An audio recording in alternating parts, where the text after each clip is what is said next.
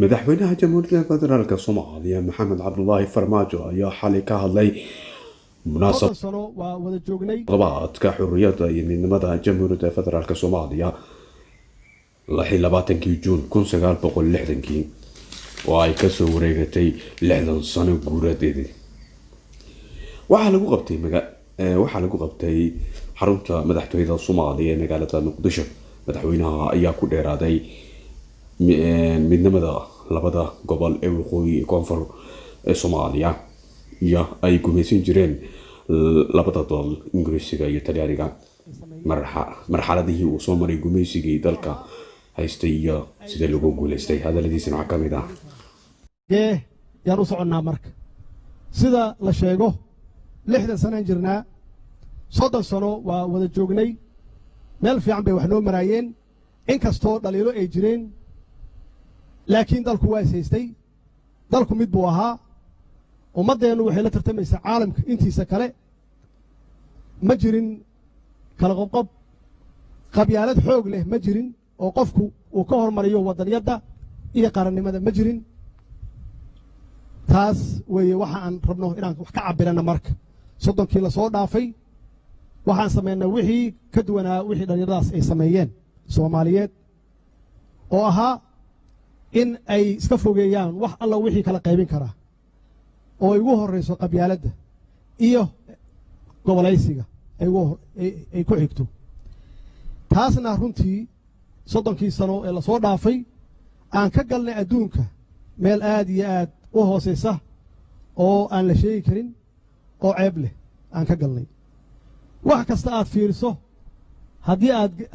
aad gasho Google-ka haddii aad gasho YouTube-ka meel walba aad gasho meesha ugu hooseysa aan ka joogno adduunka waxa ugu horeeya oo noogu wacna ay tahay kala qobqobka maxaan ku yiraahdaa midnimo la'aanta qabyaaladda iyo wixii la halmaala. haddii marka aan wax ka baranay 30kii sano la soo dhaafay oo cashar fiican uu noo yahay dhallinyaradeenna ay joogaan maanta oo 70% lagu sheego mustaqbalkoodana ay tahay waxa aan ka hadlayno in fursad aysan ka lumin sida annaga fursaddeennii ay u wanaagsanayd oo aan u helnay fursad waxbarasho fursad nabadgelyo fursad caafimaad iyo fursad sharaf aan u helnay in dhallinyarada maanta joogta aan uga shaqeyno inay iyaguna intaas helaan annagoo cabiranayna halbeegna ay noo tahay farqiga u dhaxeeya markay ummaddu mid yihiin oo ay walaalo yihiin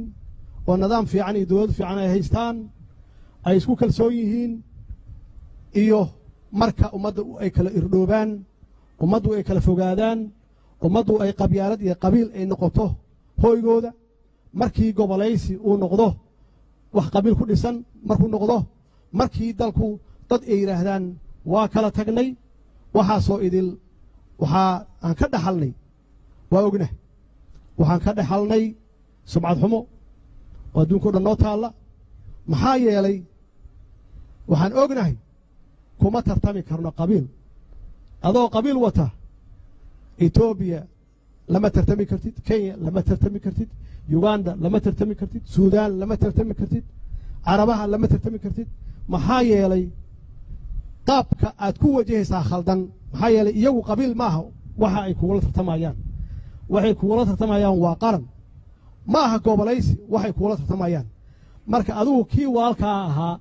haddii uu kuu weeyahay oo aadan arkaynin wax kale